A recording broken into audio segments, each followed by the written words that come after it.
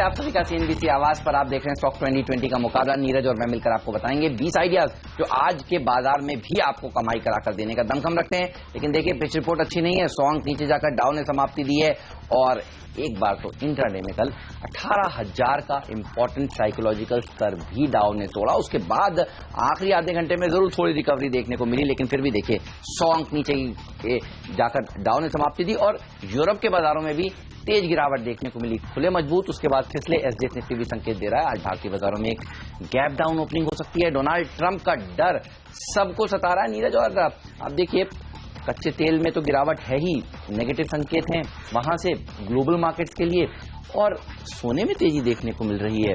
तो लोगों को डर लग रहा है कि डोनाल्ड ट्रंप अगले हफ्ते इसी दिन इलेक्ट ना हो जाएं, यूएस के राष्ट्रपति ना बन जाएं।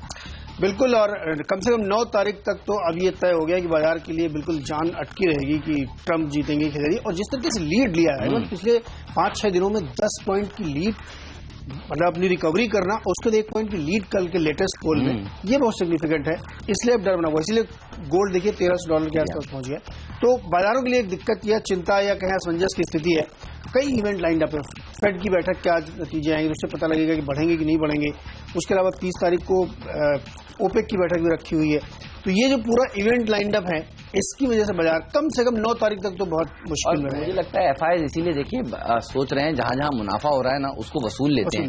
फरवरी के बाद पहली बार अक्टूबर का महीने में सब जोड़कर देखें तो वहां पर सबसे बड़ी बिकवाली हुई है। आप देखिए करीब करीब 5,700 करोड़ रुपए की कैश मार्केट में एफआईआई ने बिकवाली करी है। तो एफआईआई की बिकवाली अगर ऐसी होती है तो भारतीय बाजारों को ऊपर जाने में काफी मुश्किल होगी। तो आज मैंने तो सोचा कि कुछ गेंदबाजों को भी चुन लूं। क्या आपने भी? बिल्कुल, ट्रेंड के साथ ही चलना पड़ेगा। तो गेंदबाज हमने भी कुछ शामिल किए, लेकिन न्यूज का साथ नहीं छोड़ा है, क्योंकि खबरों वाले शेयर ही आपको बढ़िया मुनाफा करके देंगे। तो उसीलिए हमने चुना। और पहला शेयर मेरी टीम का होगा आईटीसी, दूसरा भी बता दूं ब्रिटानिया। ये दोनों इसलिए आपको एक साथ बता रहा हूं मैं क्योंकि जो खबर इनके पीछे है वो इनके लिए दिक्कत है। गेहूं की कीमतें अब तक के रिकॉर्ड हाई 2,000 रुपए क्विंटल तक पहुंच गई है फ्यूचर्स मार्केट में, और कोटा की मंडी में 1975 का भाव चल रहा है कैश मंडी में।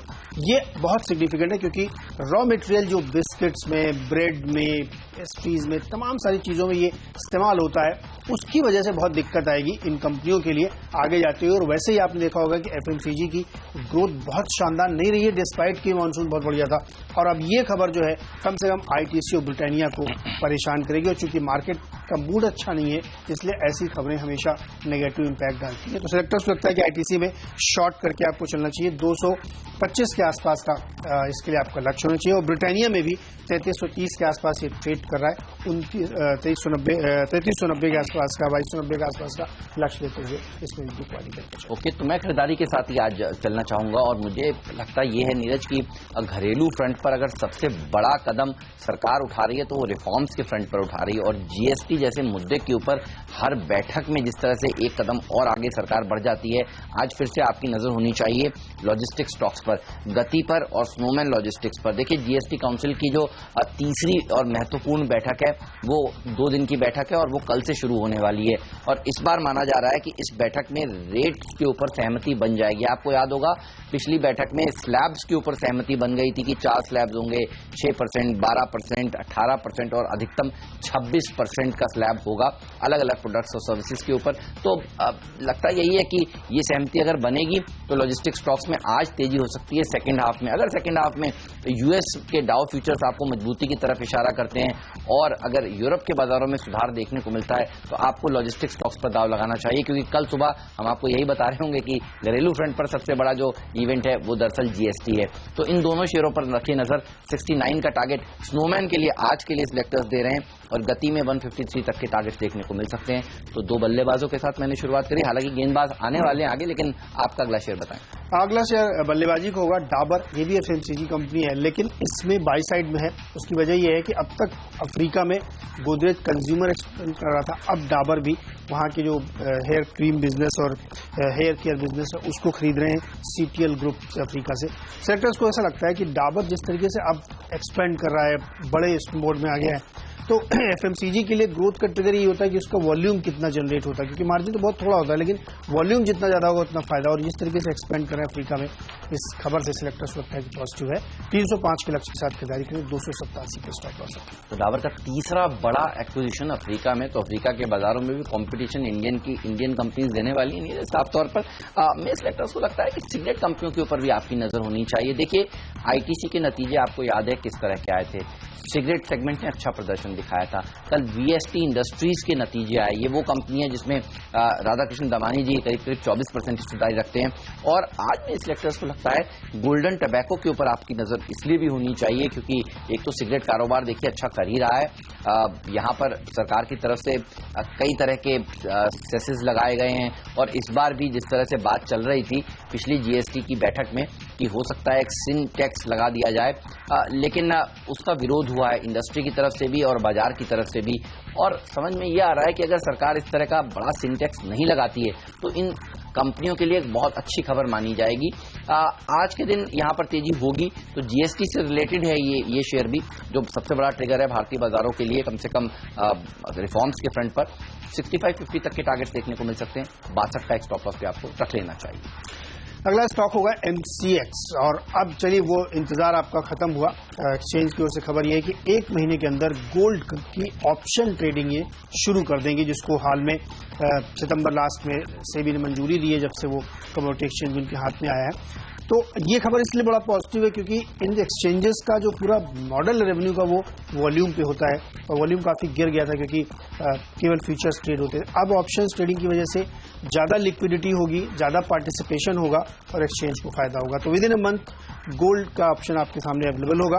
इस वजह से हमें लगता है एमसीएक्स में तेजी बनेगी। 1300 का लक्ष्य होना चाहिए, 1250 का स्टॉप लॉस। जेएसपीएल पर रखिए नजर। देखिए जब बाजार का मूड कमजोर हो तो आपको बेचना क्या चाहिए? आपको बेचने वो कंपनियां चाहिए जो कर्ज में डूबी हुई हैं, जो अपने समय पर कर्ज की किश्त है वो नहीं दे पा रही हैं, जो एफसीसीबीज के ऊपर डिफॉल्ट कर रही हैं। और ये सारा मिश्रण जो है वो जेएसपीएल में है।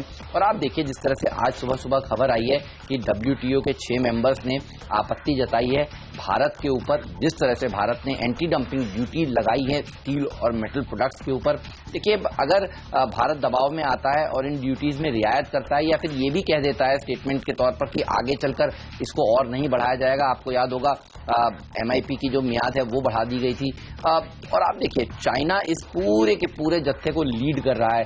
चाइना, यूक्रेन, यूरोपियन यूनियन, ये सारे के सारे देश मिलकर अब भारत पर दबाव डालेंगे कि anti dumping duty metal products के ऊपर से हटाई जाए। तो खबरों के लिहाज से अब आगे आने वाले कुछ दिनों में आपको अच्छी खबरें शायद इस फ्रंट पर ना सुनने को मिले, तो यहां पर आपको मंदी करके चलना चाहिए। 72 तक के टारगेट्स देखने को मिल सकते हैं। आज के दिन मेटल सेक्टर में एक अच्छी तेजी देखी जा चुकी है और ये शेयर अब गिरने के लिए भी तैयार है। पिछले संवत में भी देखिए एक बहुत बेहतरीन रैली देखी गई थी।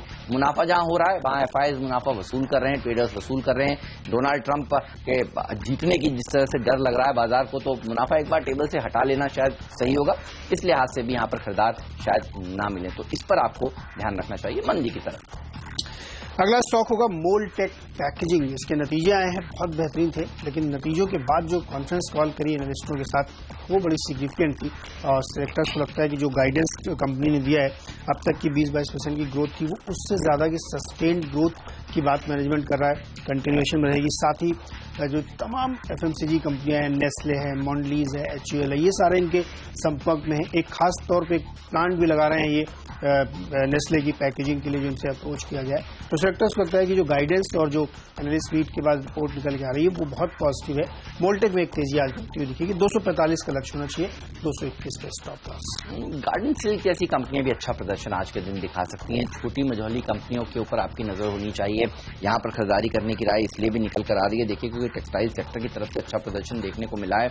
और अब जो Q2 के नंबर्स आए हैं टेक्सटाइल कंपनियों के, आपने देखा सेंचुरी टेक्सटाइल में कल 8-9% तक की तेजी इंट्राडे में होती हुई नजर आई, वो अच्छे दिख रहे हैं। गार्डन सिल्क हमारा देखा जाए तो जैकपॉट स्टॉक भी पहले रह चुका है, तो इस पर नजर होनी चाहिए। 36 के टारगेट के लिए आज इसे अप्रोच करें। 32-50 का स्टॉप लॉस भी आपको रख लेना चाहिए। चलिए अब जानते हैं कि आज का मिस्टर डिपेंडेबल स्टॉक कौन सा है। अनंत आज इंडस्ट्रीज पर फोकस करेंगे और सेक्टर्स लगता है कि इसको भरोसेमंद तौर पर इसलिए हमने चुना है। तमाम अब रेट कट का सिलसिला लगातार शुरू हो चुका है और ये माना जा रहा है कि अगली पॉलिसी फिर से रेट कट होगा, तो एक रिवाइवल इस सेक्टर को मिलता दिख रहा है। क्योंकि सरकार के सामने आपने देखा बहुत बड़ी चुनौती ये है कि एम्प्लॉयमेंट जनरेशन नहीं हो रहा, और एम्प्लॉयमेंट जनरेशन का सबसे बड़ा जो सेक्टर है वो रियल एस्टेट है, क्योंकि इसमें हर तरीके के जो सेक्टर्स का इन्वॉल्वमेंट है, स्टील का, सीमेंट का, पेंट का, ब्रिक का, लेबर का, तो इसको बूस्ट करने के लिए सरकार लगातार कोशिश कर रही है। और हमें जानकारी मिल रही है कि सरकार जो है कुछ और प्रोविजंस के साथ आ रही है जिससे इस सेक्टर को बूस्ट मिल सके, क्योंकि इलेक्शन से पहले ये इनको प्रूव करके भी दिखाना। दूसरा, रेट कट का लगातार माहौल बना हुआ है, अगली जो आरबीआई की पॉलिसी आने वाली उसमें भी रेट कट की पूरी संभावना बनी हुई है, वो एक बड़ा इसके लिए पॉजिटिव होगा। रीट्स के नियम आसान कर दिए हैं सेबी की तरफ से भी, तो वो भी एक पॉजिटिव है इसके लिए। तो कई सारे पॉजिटिव हैं जो रियल एस्टेट सेक्टर को जो बहुत दिक्कत में है उसको रिवाइव करने की कोशिश चल रही है। और अनंत आज इसलिए क्योंकि बहुत बड़ा लैंड बैंक है, डीप वैल्यूड है, स्टॉक में जो राकेश झुंझुनवाला जैसे बड़े लोगों ने काफी स्टॉक होल्ड कर रखे हैं, तो सेक्टर्स को लगता है कि यहाँ पे एक तेजी बनती हुई आपको दिखेगी। 65 का लक्ष्य होना चाहिए 54 के आसपास स्टॉक प्राइस। ओके, तो अनंतराज इंडस्ट्रीज आपको पसंद है और मेरे सिलेक्टर्स को पसंद है मंगलम टिम्बर्स। देखिए जीएसटी की थीम को लेकर प्ले कर रहे हैं। अगर बाजार में रिकवरी आती है तो शायद जीएसटी की थीम सबसे अच्छा प्रदर्शन दिखाए, ये बात तो समझ में साफ तौर पर आ रही है, क्योंकि कल से बैठक शुरू होने वाली है 2 दिन की जीएसटी काउंसिल की। और आप देखिए मंगलम टिम्बर जैसी कंपनियों को भी फायदा होगा, जो प्लाईवुड से जुड़ी हुई हैं, टेक्सटाइल कंपनियों को फायदा होगा, एफएमसीजी कंपनियों को फायदा होगा कि अगर जीएसटी लागू हो जाता है। तो इस तरह की कंपनियों के ऊपर आपकी नजर होनी चाहिए। 35 के टारगेट्स आज के लिए दे रहे हैं, 33 का स्टॉप लॉस भी आपको रख लेना चाहिए। लेंगे एक छोटा सा ब्रेक, लेकिन आगे गेंदबाज काफी सारे होने वाले हैं। देखिए एसजीएक्स निफ्टी में तेज गिरावट देखने को मिल रही है, 100 दिन के डेली मूविंग एवरेज के नीचे एसजीएक्स निफ्टी फिसल गया है, और हांगकांग और निकाई यानी जापान के बाजारों में 1% की गिरावट है। तो कुछ गेंदबाज आगे आएंगे और बताएंगे आपको फ्री हिट कौन सा है, पिंच हिटर स्टॉक कौन सा है, इस सब पर बात ब्रेक के बाद।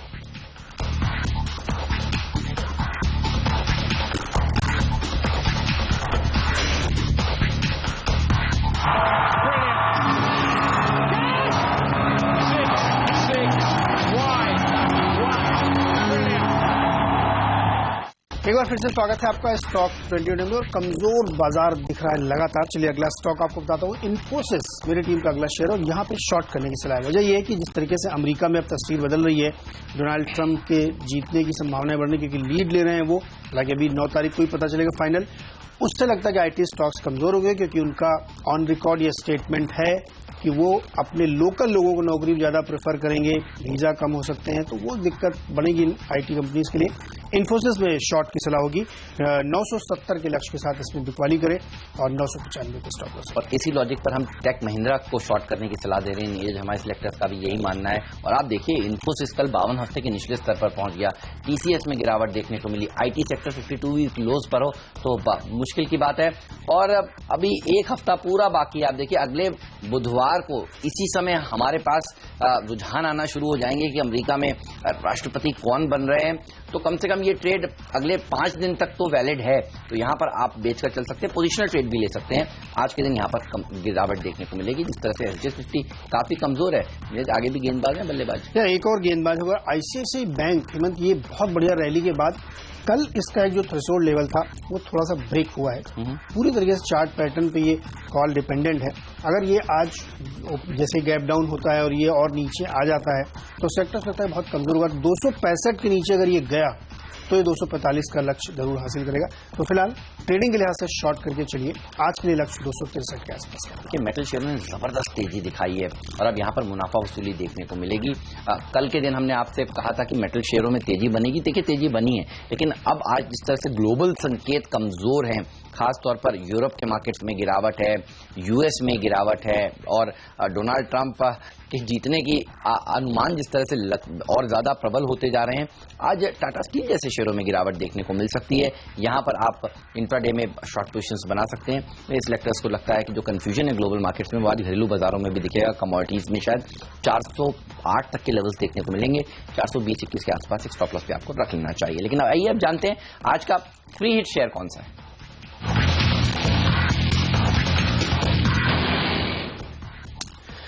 मुझे लगता है कमजोरी के बाजार में सरकारी शेयर भी डिफेंसिव की तरफ प्ले करते हैं, और इसीलिए सिलेक्टर्स ने एक पब्लिक सेक्टर यूनिट एसजेवीएन को चुना है। कल हमने अपनी टीम में आईटीआई को डाला था, उसने बहुत बढ़िया 15% तक के रिटर्न दिए थे कमजोर बाजार में भी। हमें लगता है कि आज एसजेवीएन में आप तेजी देखें, क्योंकि पोस्ट मानसून इसके लिए बहुत अच्छे माहौल है, क्योंकि हाइड्रो पावर में है तो पानी की बहुत जरूरत पड़ती है। यही वजह है कि इसमें HNIs की बाइंग देखी जा रही है। कई सारे आपने लेटेस्ट देखोगे दिवाली पिक के तौर पे कई ब्रोकरेज हाउस ने SJVN को सिलेक्ट किया है। तो उसका कारण यही है कि अच्छे मानसून के बाद इनके लिए प्रॉस्पेक्ट बेहतर हुए हैं, गवर्नमेंट का सपोर्ट है और गवर्नमेंट का लगातार फोकस है क्लीन एनर्जी पे, जो कि हाइड्रो और विंड और सोलर है। तो सेक्टर्स को लगता है कि SJVN के लिए बहुत पॉजिटिव है। सरकार ये भी कोशिश कर रही है कि SJVN और NHPC इन दोनों को डाइवर्स करे दूसरे अल्टरनेट एनर्जी की तरफ से, तो वो भी एक इनके लिए बड़ा पॉजिटिव हो सकता है। मुझे लगता है बजट से पहले इसीलिए इसमें रैली बनती हुई दिखेगी, क्योंकि बजट भी 1 फरवरी को पेश होगा। तो पावर सेक्टर के लिए बड़ी खबरों का सिलसिला शुरू होगा और जो मानसून ये सत्र शुरू होने वाला है शीतकालीन नवंबर से, ये बहुत सिग्निफिकेंट होगा पावर कंपनियों के लिए। तो इसको रडार पर रखिए। बहुत अच्छा डिविडेंड ट्रैक रिकॉर्ड है, हेज है, तो इसलिए आज इसमें खरीदारी की सलाह होगी। 40 का लक्ष्य होगा, 33 के आसपास stop loss. Deccan gold mine एक छोटी कंपनी और एक ऐसी कंपनी जो गोल्ड माइनिंग के कामकाज में इकलौती कंपनी है भारत में लिस्टेड स्पेस में। और आप देखिए जिस तरह से सोने के दामों में उछाल देखने को मिला है, डोनाल्ड ट्रंप का डर ऐसा नहीं कि इक्विटी मार्केट में भी है, आप देखिए करेंसी और सोने में भी उनका इम्पैक्ट दिख रहा है। और सोना जिस तरह से ओवरनाइट बढ़ा है उसका फायदा सेंटीमेंट के तौर पर इक्विटी में ये कंपनी जो गोल्ड माइनिंग के कामकाज में इस पर देखने को मिलेगी। तेजी करके चल सकते हैं। यहाँ पर कुछ बड़े इन्वेस्टर्स ने यहाँ पर हिस्सेदारी खरीदी हुई है और महूरत ट्रेडिंग पर और हमें पता चला है कि उन्होंने हिस्सेदारी यहाँ पर बढ़ाई है। तो इस शेयर पर रखिएगा नजर। कमजोर बाजार में अच्छा प्रदर्शन ये आज के दिन दिखाएगा। 61 के टारगेट्स के साथ इसे अप्रोच करें। 56 का स्टॉप लॉस भी आपको रख लेना चाहिए। तो ये हमारा फ्री हिट शेयर। लेकिन अब बारी है आखिरी शेयर यानी पिंच हिटर स्टॉक की। नीरज बताइए कहाँ नजर है आपकी? फर्स्ट सोर्स लेंगे, BPO कंपनी है और नतीजों के आधार पर इसको हमने चुना है। जो Q2 के रिजल्ट आए वो बहुत ही बेहतरीन है। आप इसमें देखेंगे तो इनका जो मुनाफा था वो करीब 21% बढ़ता हुआ दिखा है और 71 करोड़ के आसपास हुआ। रेवेन्यू में 12.5-13% की ग्रोथ होती हुई दिखी है। जब से इसको संजीव गोयनका ग्रुप ने टेक ओवर किया है तब से स्टॉक मल्टीबैगर बना और इसके परफॉर्मेंस में बहुत सिग्निफिकेंट सुधार देखने को मिले हैं। तो सेक्टर्स को लगता है कि ऐसे स्टॉक्स पे फोकस करना चाहिए जो BPO सेक्टर में है, फोकस घरेलू मार्केट पे ज़्यादा है और लगातार अच्छा परफॉर्मेंस दे रहे हैं क्वार्टर आफ्टर क्वार्टर, और एक्विजिशन के बाद से तो बहुत ही बेहतरीन गया। तो उसके आधार पर सेक्टर्स को लगता है कि यहाँ पे अभी भी खरीदारी की जा सकती है। 40 रुपये के आसपास ये अभी ट्रेड कर रहा है। 45-46 के लक्ष्य के साथ इसमें खरीदारी करें। 40 रुपये 39-50 के आसपास स्टॉप लॉस है।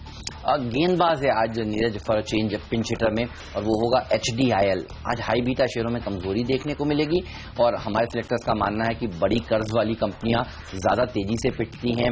और आप देखिए इसलिए JSPL को आज मिस्टर डिपेंडेबल का दर्जा दिया था और पिंच हिटर का दर्जा HDIL को दे रहे हैं। यहां पर भी दबाव देखने को मिल सकता है। प्रॉपर्टी सेक्टर देखिए बहुत ठंडा प्रदर्शन दिखा रहा है। इस बार भी दिवाली के जो आंकड़े हैं वो बहुत ही कमजोरी भरे हैं। दिख रहा है कि ये सेक्टर अभी और थोड़ा मुश्किल में रह सकता है। तो सेल्स इस बार भी ज्यादा हुई नहीं है। लोगों ने गाड़ियां जरूर खरीदी हैं लेकिन घर खरीदने के लिए अभी उस तरह का माहौल बना नहीं है।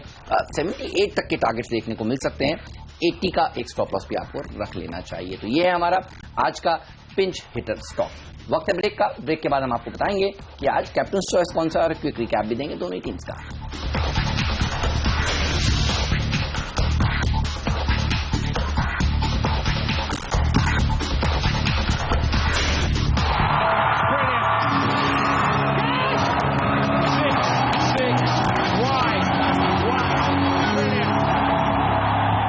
स्वागत है आपका और पूरी टीम आपके सामने पेश करते हैं, जहां पे हमने 4 सेल साइड के भी स्टॉक आज शामिल किए क्योंकि ग्लोबल मार्केट और एशियाई मार्केट कमजोर संकेत दे रहे हैं। हेमंत, कोई स्टॉक आपको पसंद जो अपनी टीम में आप शामिल करना चाहते थे? हम तो हमेशा डिपेंडेबल, फ्री हिट और पिंच हिटर के ऊपर ही दाव लगाते हैं और आपके फ्री हिट ने कल जो अच्छा प्रदर्शन दिखाया ITI में 15% 16% तक की तेजी। आज SJVN अगर इस तरह की तेजी दिखाए तो आश्चर्य नहीं होगा।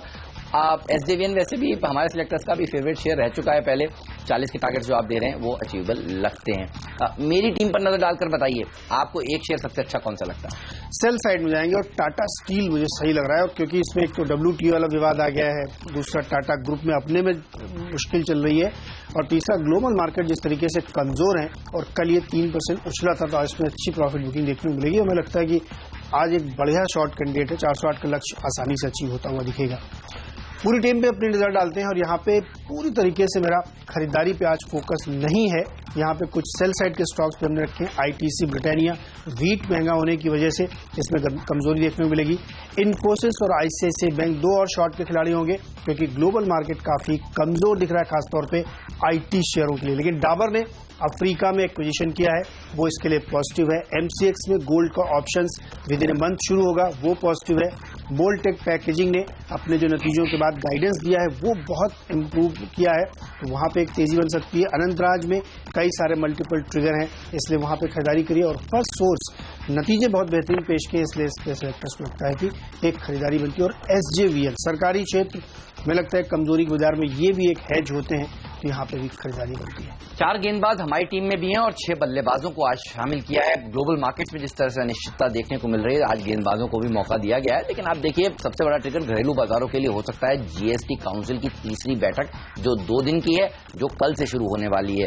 तो गति पर नजर रखिए, स्नोमैन लॉजिस्टिक्स पर नजर रखिए। बाजार में कहीं भी रिकवरी देखने को मिलेगी तो ये थीम एक्टिव होगा और ये थीम के सिक्के चलते आप देखते हैं लॉजिस्टिक स्टॉक सबसे अच्छा प्रदर्शन दिखाते हैं। ग्लोबल गोल्डन टबैको के ऊपर भी आपकी नजर होनी चाहिए।